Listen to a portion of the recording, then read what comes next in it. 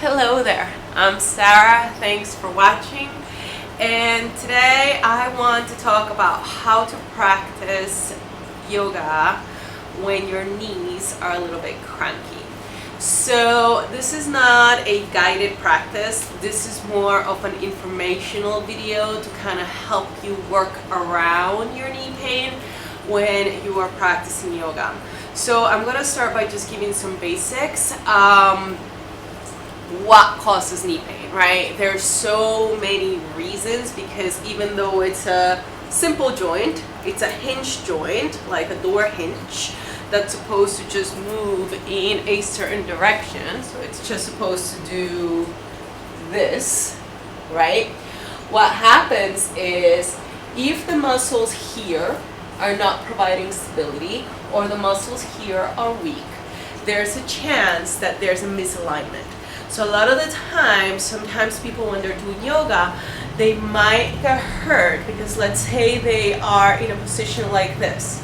Their hips are tight, their outer hips are not strong enough to provide stability, so that they're in a position, but instead of holding the pose with a lift up here, there's a lot of pressure on the knees. And as you can see, I have one leg that is externally rotated and in flexion, and I have a leg, this one is actually supposed to be in a slight internal rotation and abduction. And so because the legs are going in different ways and the hips are not providing the support and are not open enough to allow the movement to happen, then the knees take the hit. Okay? A lot of the times the position of the feet can make a difference. So one of the most common mistakes is teachers will tell you, oh, turn your feet in, because that's what the quote-unquote ideal version of the pose is. Well, if all of this doesn't give you the mobility that you need and you're trying to move your foot in, guess what? Your knee is like, the foot is going in that direction, the hip is going in that direction, and what's stuck in the middle? Your knee. Same thing here. You might have your toes out to the side, and now your shin is a little bit externally rotated, and your thigh is going in the opposite direction. And so what takes a hit? The knee. So what I would say is whenever you're practicing standing poses, you want to make sure that you're tracking your thigh bone with your shin bone. So I heard one teacher say, don't wag the tail for the sake of the dog. Don't mess too much with the position of the feet just because that's what you think should be. Always make sure that you're tracking the front of the shin bone with the front of your thigh bone, and that you're properly engaging your hips. So that is one of the reasons why knee pain happens or can be triggered by your yoga practice, misalignment in the pose. But there's also a lot of other underlying causes. So you have arthritis, osteoarthritis, sometimes people have cysts in their knees. Sometimes if people run, they have an imbalance and very tight muscles around their legs, their quads are tight, the hamstrings are tight, the ACLs are tight, and so that affects the way that the knee can properly track as a hinge joint. So when we talk about what to do, what I'm going to do in this video is I'm going to give you a few knee strengthening exercises and a few leg stretching exercises to bring balance, strength, and flexibility to all the muscles that play a role in the proper mobility of the knee.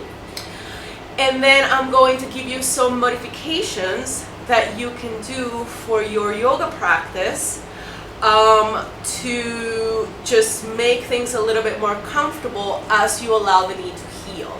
So if you tore something or if it's a little bit sore, you really want to rest it, you want to ice it, you want to keep it on a brace, and you want to stop doing damage to it. And so that means be very mindful It doesn't mean you can't practice yoga anymore. You can and you should do the exercises I'm going to show you on a daily basis. But you need to be super extra mindful of how you're engaging the muscles right above the kneecaps, the little quadriceps that help to lift the kneecaps, and also the outer hips, and making sure that you're really stretching the legs and the hips as much as possible. So I'm gonna do a few demo exercises. If you want, what you could do is watch the video, see the demo exercise, and then kind of just pause it and then do the exercise and keep going to the next one. But I'm gonna move through them rather quickly just for the sake of efficiency and being informative as opposed to leading a whole practice. So my first go-to exercise that you wanna do when your knee's a little bit cranky is Supta Parangustasana.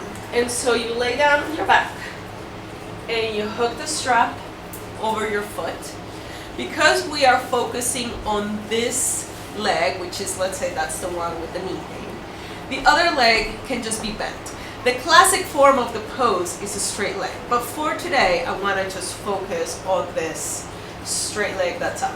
So you take the strap, you put it right a little bit behind the ball of your foot, maybe the arch of your foot, but more towards the ball of your foot. And you bring the leg as close to you as you can.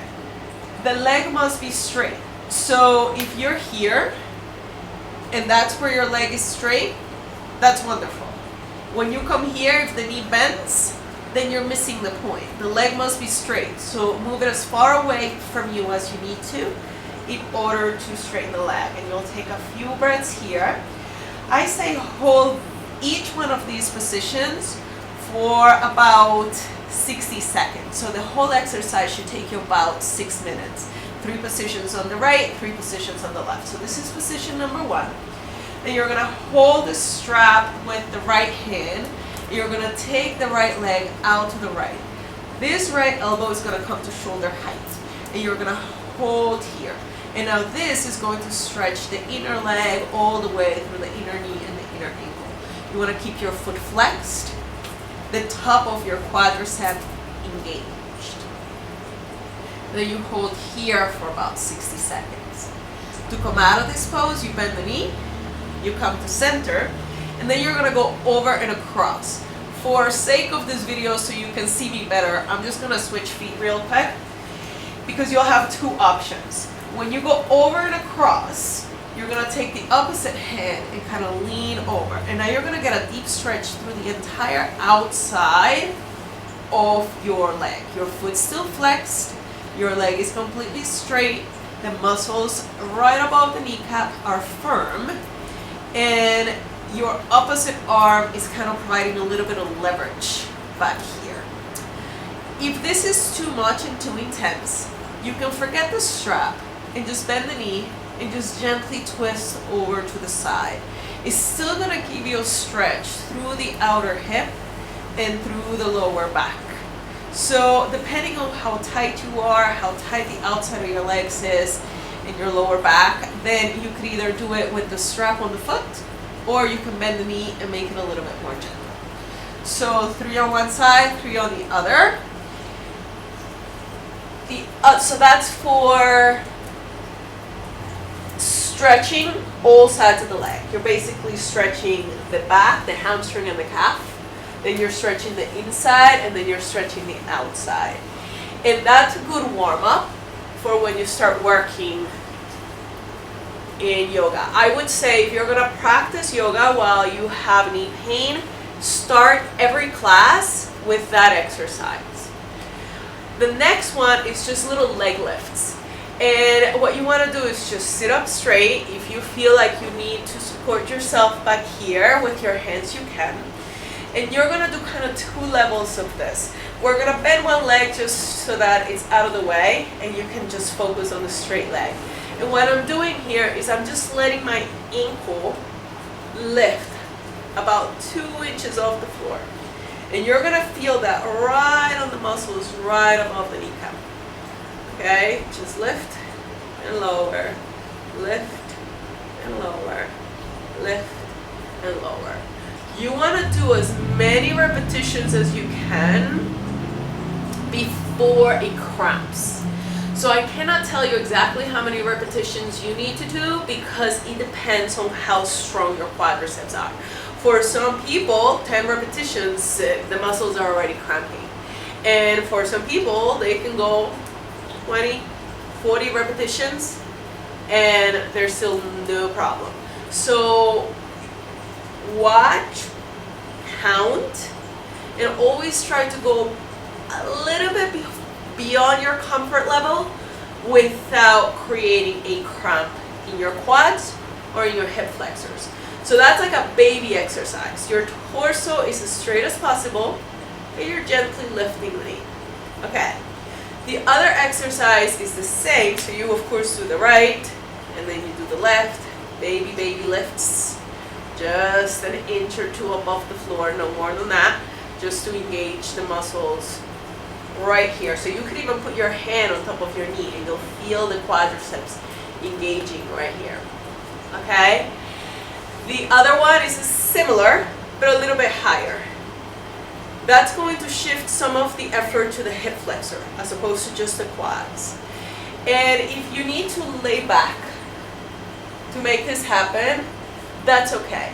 But ideally you want to be as straight as possible. And you want to lift. The full range of motion here is a 45-degree angle. In my experience teaching, that's not always available. So you do the right and you do the left. To most people.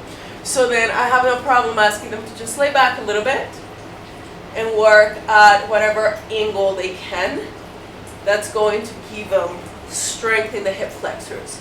If you overdo this part right here, like the front of the groin will begin to cramp a little bit, and that's how you know that you've kind of done a little too much. And then once again, count. Maybe start with 10 repetitions, work up to 15, up to 20 on each side, and then stop before you cramp. Okay, so that is in regards to strengthening exercises. Another very powerful strengthening exercise is to learn to lift your toes. And what I mean by that is, actually, I think I need to bring the camera a little bit closer so that you see. You are literally going to lift your toes like this. When you lift your toes, you will feel the entire skin of the front of the leg come up. So where I'm going to ask you, I'm going to put you in some yoga poses, and I'm literally going to ask you to lift your toes, not your heel, your toes. Now I have a lot of toe flexion, not everybody does. The intention is still to try and lift. Just by trying to lift, you will feel the whole front of the leg engage. Okay, so we're going to do that in 2 yoga poses. The first one, where I feel like it's easier to find, is a wide-legged forward bend. You want to make sure that your toes are in front of your heels. So your toes are not out to the sides. You're trying to take your toes in front of your heels, and then you could use blocks or a chair so you can reach the floor easily. And lift your toes. And then keep them lifted. And see if by keeping your toes lifted, you can lift energy through the shins, through the knees, through the thighs, all the way to the hip flexors. If you get this right, you're gonna feel your hip creases deepen and your sitting bones spread from the center to the side. And you stay here with your toes lifted while still grounding all 4 corners of the feet into the mat. You can do the same action on a regular forward bend. So your feet are now hip distance apart. You're still lifting your toes, lifting your kneecaps, lifting your thighs. If you can keep the lift of the skin in the front of the legs and the skin on the inside of the legs, and lower your toes without dropping your kneecaps, then you should.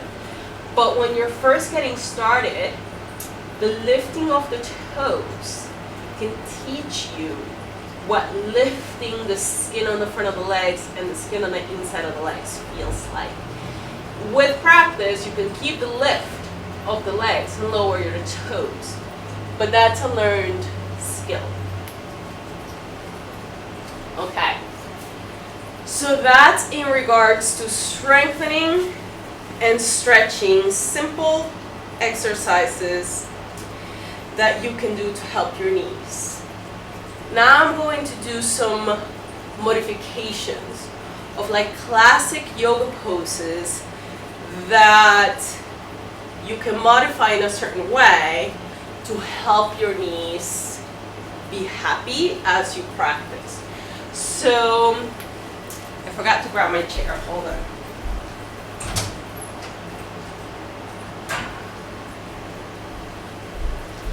You're gonna take a chair, any chair, like a kitchen chair, something that's not too clunky. I like using metal chairs. And you're gonna step back. This is basically a variation of down dog. So instead of your hands being down on the floor for a full down dog, you're just here with your hands on the chair so that you can really straighten the legs, round the heels, lift your kneecaps, move your thigh bones back, and pull your chest forward. Another great exercise to do, and this is a good modification, but it's also very strengthening for the knee, is a low lunge with your hands on the chair. So you take your right foot forward and your left foot back. And you're putting a lot of weight on that chair so that you can then work on getting the legs to engage properly. And your focus is on this back leg.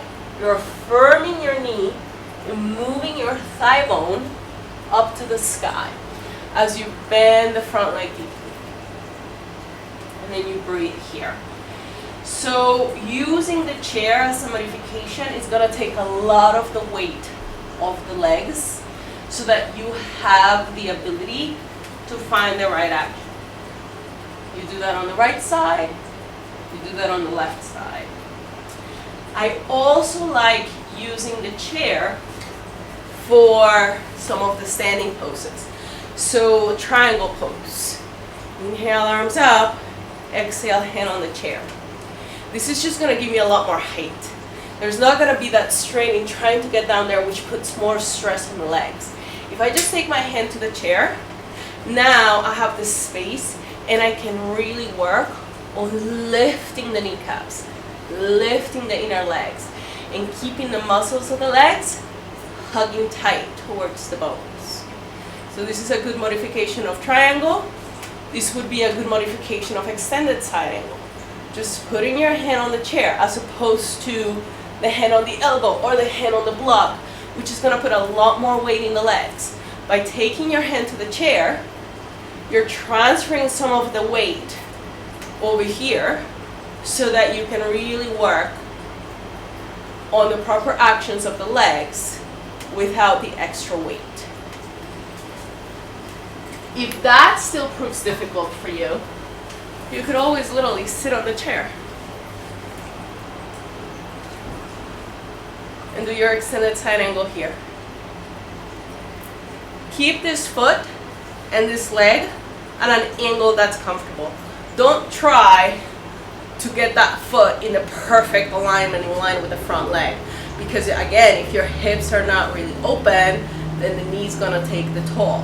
If you just allow that foot to land wherever it lands, you're still gonna get the benefits of the pose, the opening of the chest, the opening of the hips, without risk. One more. It's a very helpful exercise. So take a block in between your knees and then do leg lifts like this. And this is gonna strengthen the little quad muscles right above the kneecap. And then the same principles that I discussed at the beginning apply. You want to do them for as long as you can, a little bit past your point of comfort. You count the repetitions. Try and make them the same on each side. One side is likely to be weaker than the other, so one side's going to take more effort. And you stop before you cramp. When you're doing this, you are making sure, hold on, my computer just stopped recording. Or did it? No, it's still recording. Sorry. So you want to make sure that you use the information of the good side. So if you have one leg that's stronger and that one does 20 repetitions easily, and then you have one leg that's a little weaker and that one only gets to like, I don't know, 10, 15, you want to try to get that weaker leg to match the one of your good leg, because that's your strength. Few other exercises for this. You take your hands to the backrest of the chair and you literally just practice bending your knee to bring the mobility back on track.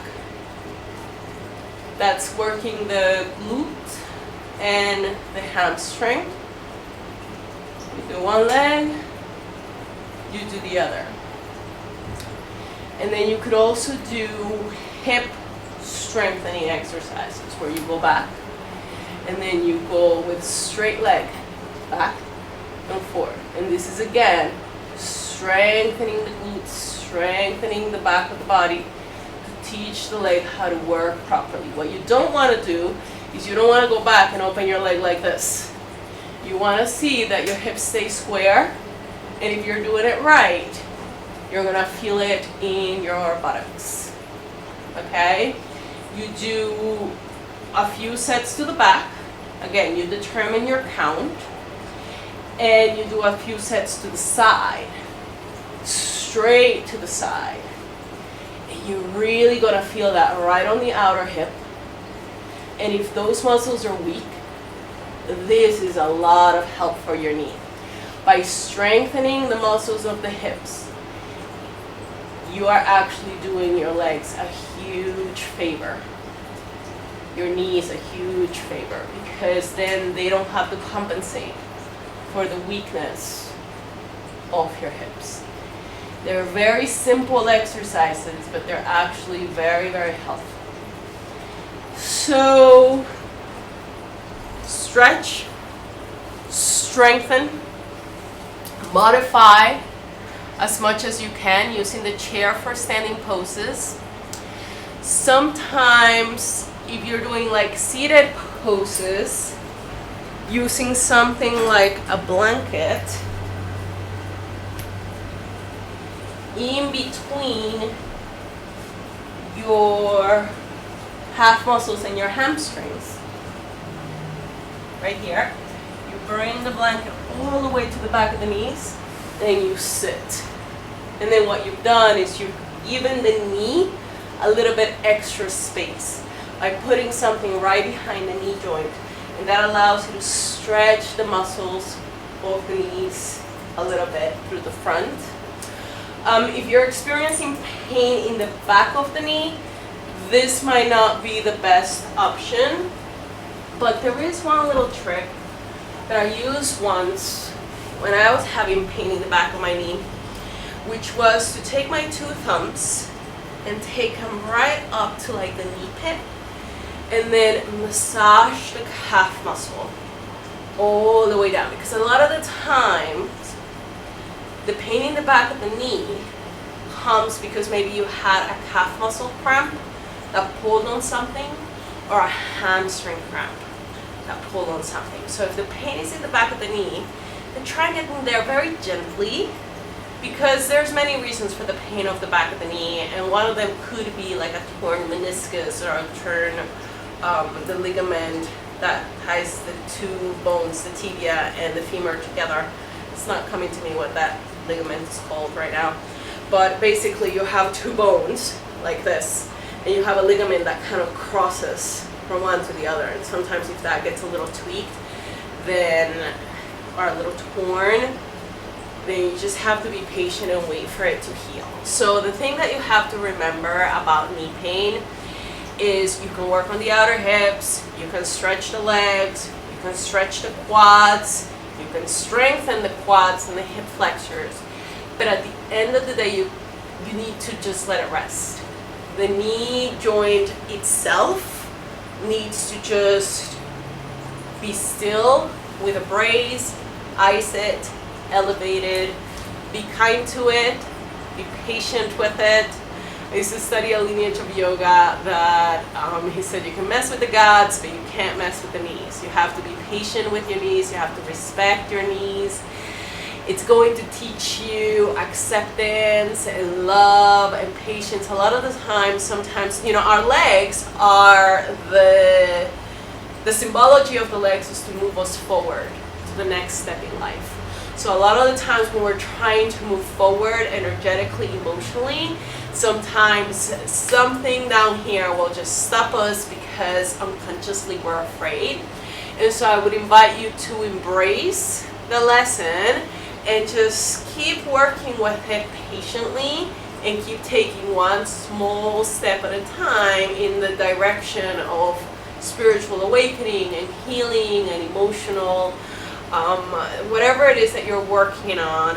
Keep moving forward energetically, and then just trust. Basically what you're doing is you're sending your body a message saying, I understand, but I'm not going to self-sabotage and stop my practice. I'm going to kind of work around it with patience and love and kindness, and I'm going to just take it slowly, one step at a time, but my heart is set in this direction.